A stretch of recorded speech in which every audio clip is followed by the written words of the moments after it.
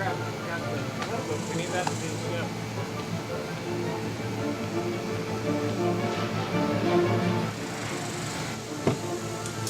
Well, hiya, Josh. Oh, hi there.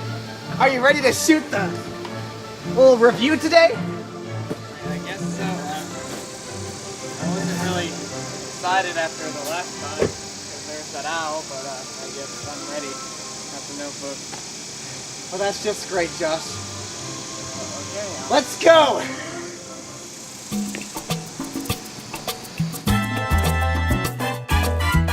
All right. Well, here we are again. Yay. Yay. You seemed awfully excited earlier, Logan. Yeah, I'm very excited because I know this series of movies. I haven't seen. I guess we should go ahead and say the name of the movie, right? Spy Kids 4. Is it Out of Time or I don't know. some timeline? I have never seen this movie before.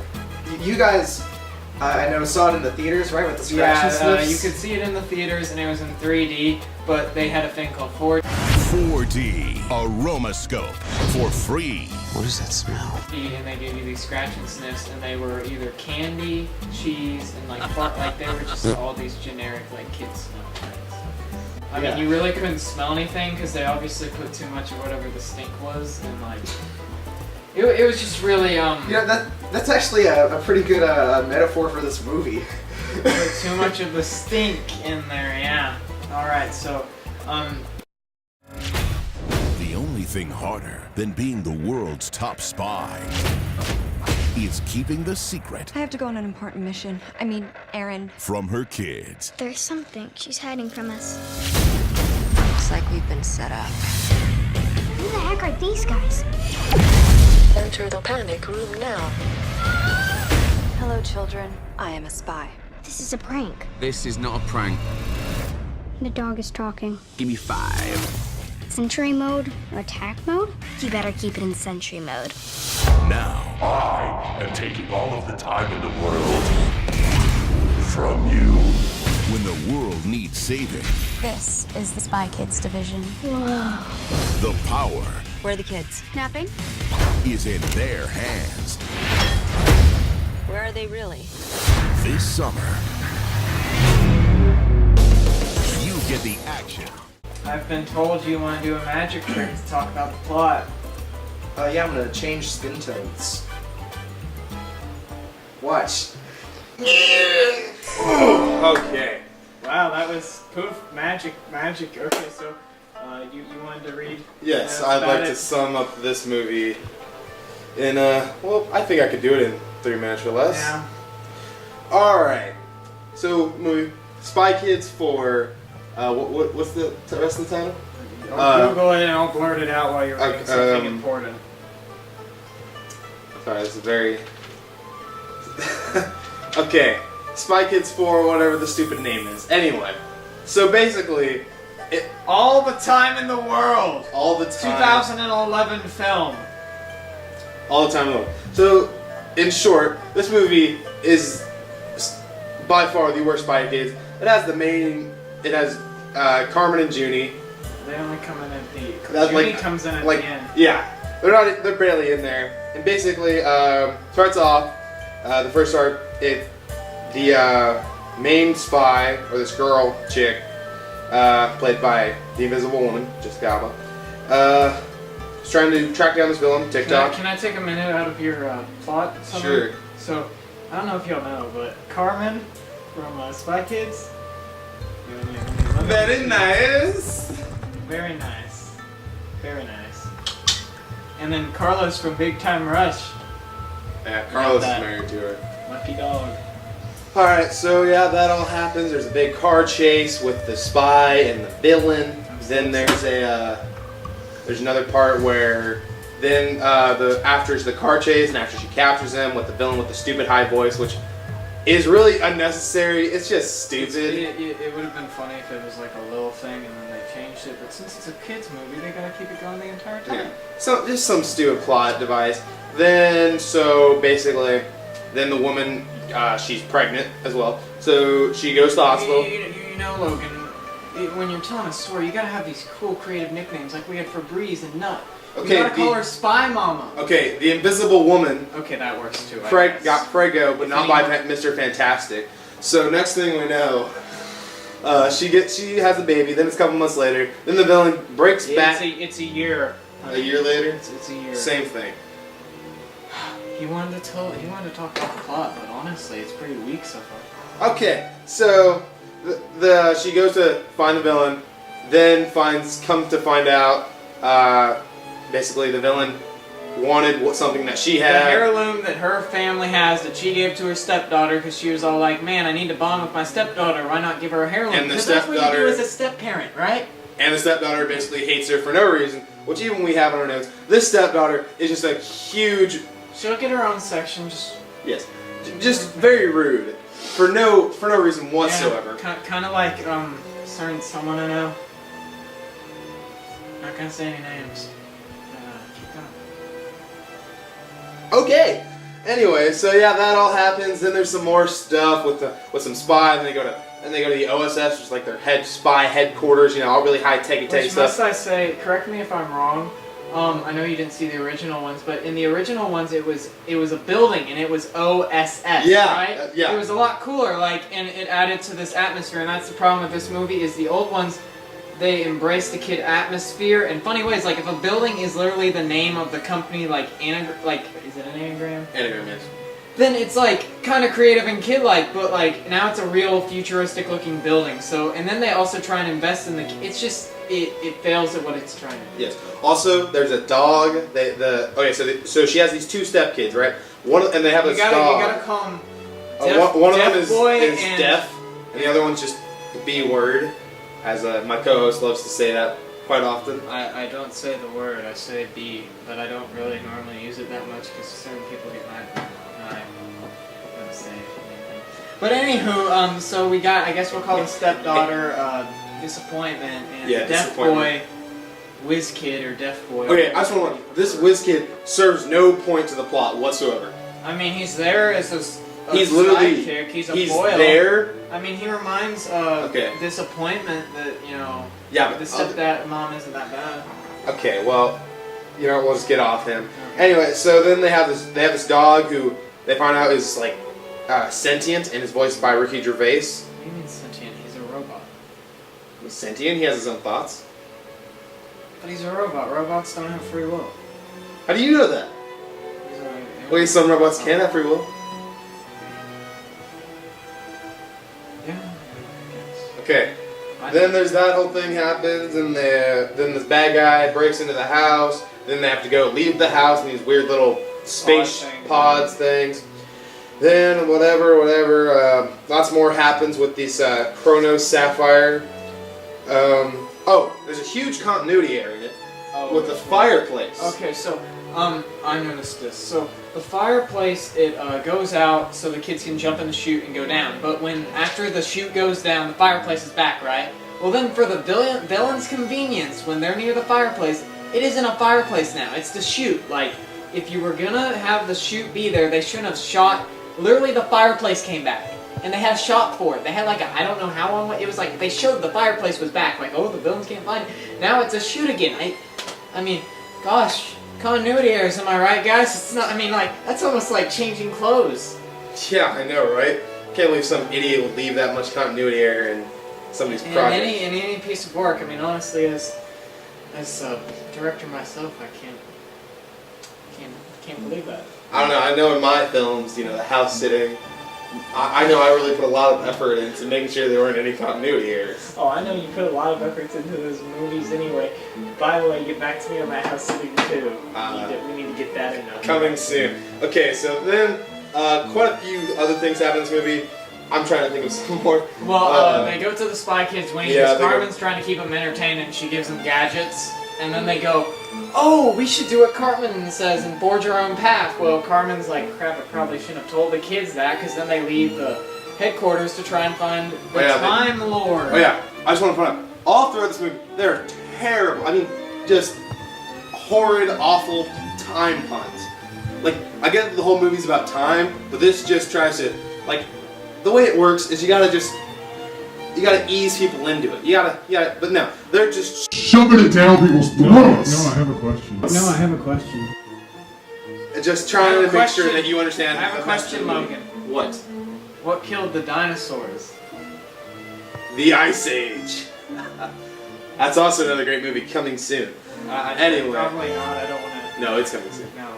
Yeah. It is.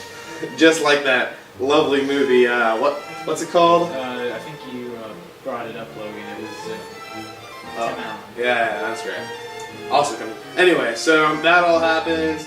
Then, oh yeah, the dad is a spy hunter. That is his whole show. He has a whole TV show about hunting spies. Which I think was supposed to be a comic effect, but No, it was serious. it's not funny. It would have been funny if it's like my new show, or maybe a segment on his talk show. I don't know. His whole show is based on hunting spies. It's a little like weak. Like I understand the ghost hunting series and all that. Like it's stupid, but that gets you views on TV. Hunting spies does not work because people know they're real, and that would endanger your country's Yeah, whatever. So then he finds out his wife and his children are spies. This whole like little brawl in this time, in this time like shop, in this like time. I want to say lair. Yeah, I would just say it's basically a big clock. Okay. Well then, fast forward. We'll even go. They go back to the kids go back to the spy headquarters. Find out the head of the headquarters is actually the guy. The head of the headquarters. The head of the headquarters. Yes.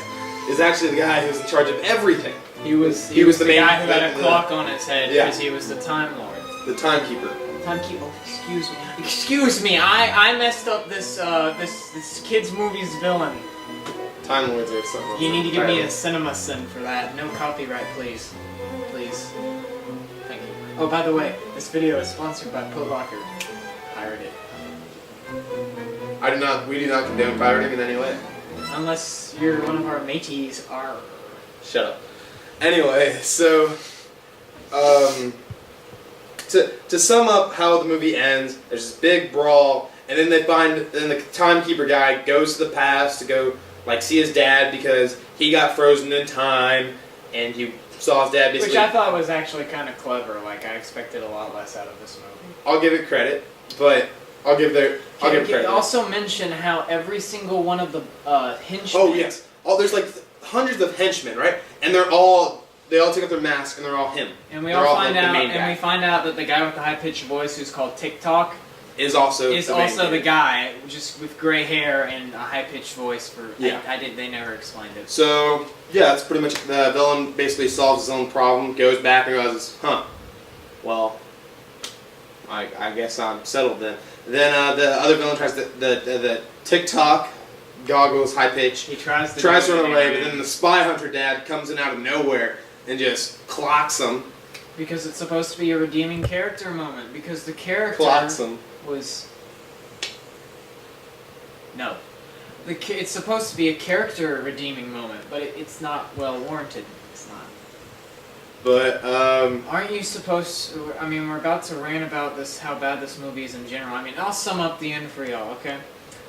Everything's hunky-dory, everyone goes back to normal, it's like, no, the ending. The ending. Okay, so, in the movie, the Spy Kids branch of the OSS gets decommissioned. For budget cuts. Which makes no sense, because it was obviously useful in the previous movies. Don't mind me, but, so then the whole thing's they're recommissioning it, and you could tell they were about to make a new trilogy, except it wasn't like Lucasfilms. So... Alright. Oh, jeez. Yeah, they had these videos of kids playing on playgrounds and they're spy worthy and they're all typing away. Yeah. It says, and then they're they look at the camera you've been activated. And it's in the movie theater. They have a clip of a movie theater. They break the fourth wall because this is the fourth Spy Kids. Get it? 4? Oh, jeez. I feel like I'm about to sneeze.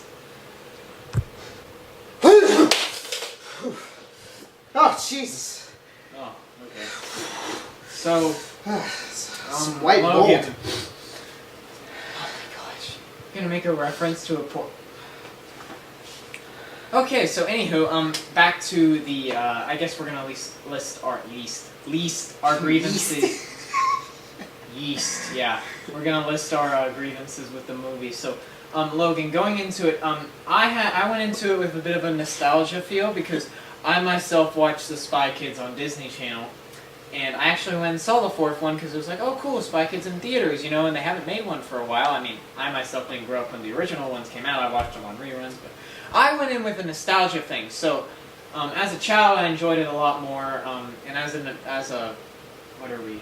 Teens? Young adults. Young adult, there we go. Yeah, we're gonna make a young adult film about a dystopian future where one person is important and they don't even know it, but they're the main character because, you know, it's a young adult movie. And they're white. I mean, have you seen the Darkest Mind trailer?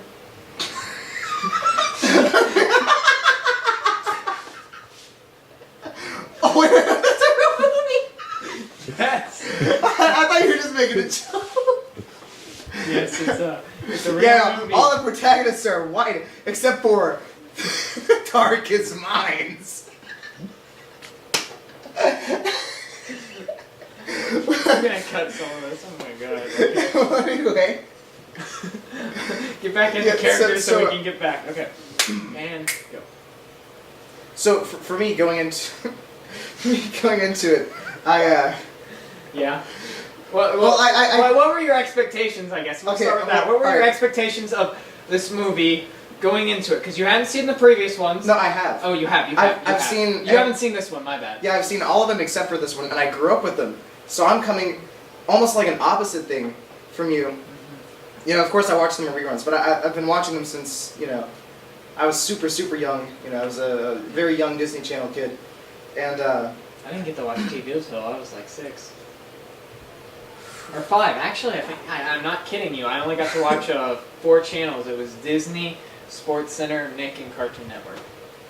I was pretty much the same way, except I instead of Sports Center History Channel. Oh yeah, I watched that with my dad. Yeah. We watched. I don't know if it was History or Discovery, but we watched Steve Irwin. Oh yeah. Oh yeah. But back to the topic. So, what were your expectations? I mean, my expectations were really high, actually. Really? Because of the other movies. I mean, the other ones are. The other ones are amazing. Well, from the point they're aimed at. Kid, yeah. I mean, let's be real here. The third one is a little lacking. Oh yeah, okay. The third one is a little. I enjoyed it because it was video games. It's like an interesting topic, but it doesn't cover up for the poor writing, the effects, everything. Well, the effects are always piss poor in the movies. Yeah. That's kind of their thing. Yeah. But you know, just coming from the fact that I know that Spy Kids is supposed to be about everything a kid wanted to be. I'm sure every little boy had fantasies about, like, you know, oh, our parents are spies, you know? What's your fantasies now, Logan? Darkest Minds. Well, anyway. Young adult fiction. Young adult fiction. That's a video on its own. Yeah, diverse young adult fiction. Diverse? Yeah, it has to be. I'm sick and tired of this whitewashing of dystopian futures. Okay. Well, anyway. Okay. I mean, that's what you. Why not throw in a gay young adult fiction? I mean. Let me just open up Wattpad real quick. Okay, so we've been a little more off topic this video, but so you went in, you were like, okay, this will be aight because, you know, it'll be at least charming, like a kid's movie charming. Yeah, like that's what I loved about the other ones. I was very sadly and sorely disappointed. Yeah. Especially considering that this is supposedly the jump off point for a series. Maybe it wasn't. Maybe the ending message was kind of being like, make your own spy things. But I think it was a jump-off point for a series. Yeah, but alright, if you look at that versus the very first Spy Kids, yeah, that is amazing. Oh, the first Spy Kids? Yeah, very first Spy Kids, when they first find out that their parents are spies, that is, like, for a little kid, that is the coolest thing ever. Like, oh my god, our lame parents actually are spies, right? Well, then another cool thing they did is, in the first one, you had this weird villain, you know, where he like put together heads of, I guess, was it congressmen or something? I don't know what it was, but it was cool because he was so wacky. You had the thumb minions, and they were like, it was wacky, but I feel like this one wasn't wacky enough. But it was. Did the other ones have as much gross out humor? Like, did they have as many fart jokes? Because this one had a lot. I think this one had more fart jokes. Of course, every kids movie especially something along the lines of Robert Rodriguez that just kind of looks like somebody vomited on a piece of film anyway, like with the color scheme. I love the movies, but if I watch them now, I get like a headache. Yeah. So I will say this one is the easiest I think for a parent to watch. I don't know about that. I don't know if you could tolerate that TikTok voice. That like. Okay, wait, well that's true. Can we even reach that high? Because I know my voice is high, but I can't go higher. Well, here, Josh. Let's have a contest. See whose voice can get higher. Ready? 3, 2, 1.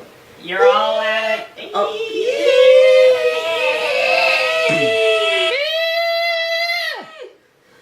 You're all out of time. We're all out of time. Oh, I'm sorry. I'm doing an impression of you. We're all out of time. Did my Josh voice there for a second. This is why you won't get these episodes, because I'm just gonna. I don't know if I can do this anymore. Josh.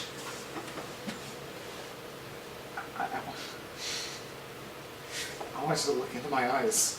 Okay, I'll look into your eyes. Deep into the eyes? pits of my souls. There ain't anything there.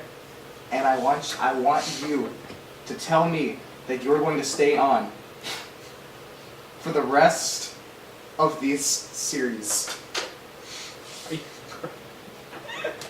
He's cross-eyed. Cut this. Okay.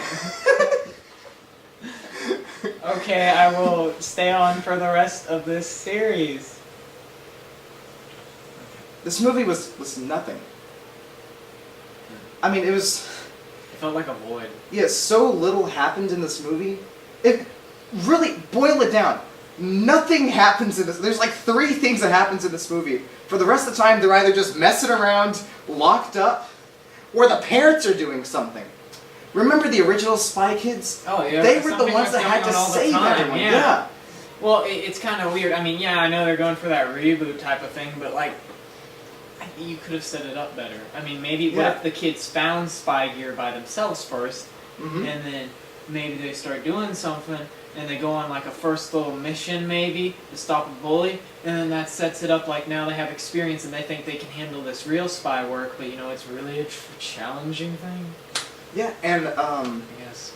and actually, I would like to see them fail.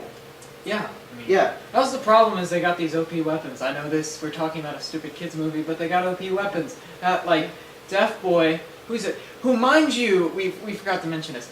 When we cut to him in the living room one time, he's reading quantum physics. Or is it quantum physics? Yeah, quantum physics, yeah. Quantum physics. Which, I get you're trying to go for the the kid whiz thing. I almost said whiz, or whatever. Yeah. But it's a little heavy-handed. Like, I don't, not in the sense that it's like over-dramatic. It's like, why would you, that doesn't make me think he's smart. That makes me think he's arrogant. Yeah, but he's not arrogant.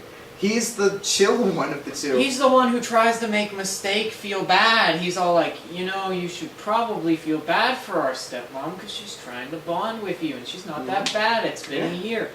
Meanwhile, Mistake's all like, I miss my mom. Which is warranted. I mean, I understand when your mom dies and your dad moves on to someone else. It's difficult, but like, you can at least like, I don't know, not like.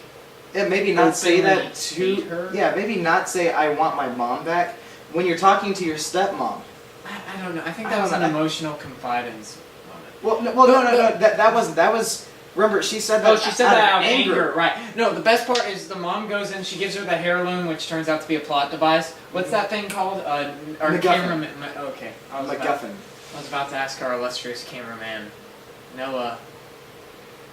And not the person who's like studied film for the past year. I thought it said longer than that. Yes. Okay. Only this type of film. This summer, you get the action. You get the adventure. I'm gonna hurl! Right, puke goes in the bag, not on my fur. You get the 3D.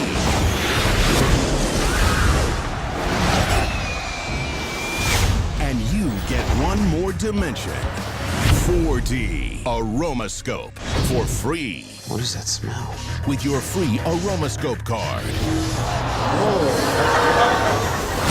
Fire up your gadgets.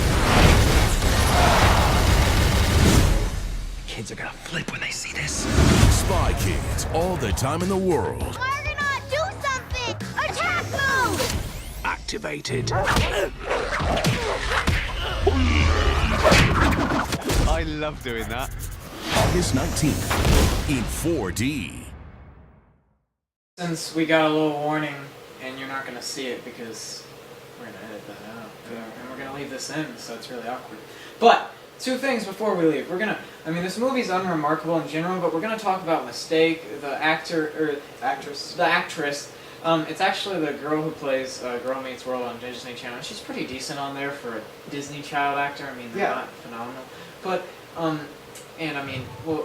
that's my main grief with this movie is it's unremarkable in a lot of facets. The reveal at the end is kind of cool with the villain and all that. I will say the one thing that they had for this movie that was good was the twist. Yeah, was the villain actually had a reasonable thought process. He wanted to go back, and then they connect everything. It was really cool. See, the villain had been frozen in time way back in the 30s, and he saw his dad die. He had to witness that. And then they brought him out in the 90s, and that's why he's a grown-up adult now. And so, that was a very touching moment. Everything else can get flushed down the drain into the melted crayon pod. I thought it was okay. I understand what they were going for. It was trying to teach people how to live with mixed families. Adapting to that in our modern society. Mm-hmm. And it was very poorly done because I understand. You're going to be upset, but this girl. For one, she was really young. I feel bad because these kids were too young. They were too young. Because the other ones were 11, when you look at Carmen from the original, because I was checking because we were just looking her up casually. I found out she was 13 in the first one. Yeah, exactly. And I know Junie was younger, but at least there was a little bit of a more experienced actress. Well, not just that, but just a younger kid who can show more complex emotions than just. Yeah. Well, they went for 2 twins, and I really like that older and younger dynamic from the original. Yeah. Because it's just better. Yeah. But anywho, so she's just there's multiple times where you can tell she's struggling as an actress, but the character itself is nothing more than pranks, and just I guess being shallow about her new stepmom. Yeah. Well, I guess we'll wrap it up. Yeah, well, let's give a rating for this movie. Out of 10. Okay. Yeah. It's 22% on Rotten Tomatoes. I forgot to mention that earlier, guys. So better than the last one that we watched. I'd say that this is worse because it's more forgettable. Well, that's what I was gonna say because we looked on we found this one on a list because we go on lists to find these movies and. For the first movie, Master of Disguise, we found it by going to Rotten Tomato and putting in 0 to 1%. This one was on the list of worst movies, and I think it may have been put there when it was released, but now it's just forgettable. That's really all I can say is it's forgettable. So I think if we give Master of Disguise a 5 for trying stuff and failing, but still 5 trying out of stuff. what? 10. 10? Yeah. Oh, what that generous? Ranking bad movies. Out of bad movies. It tried but failed. Well, because so it had ironic humor in Master of Disguise, so you could at least laugh at it. This one is forgettable and boring. I'm giving it a 1.5. I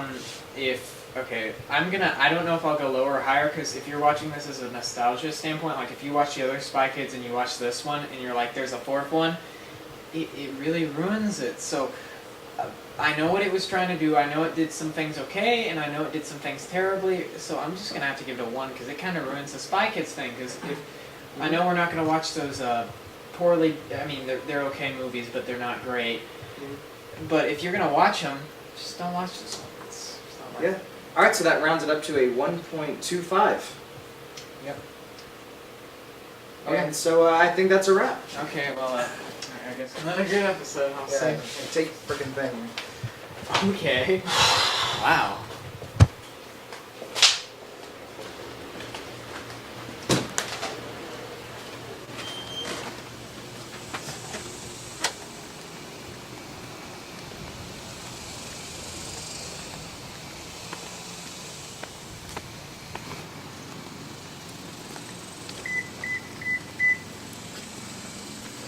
Hi, I found a new hidey hole.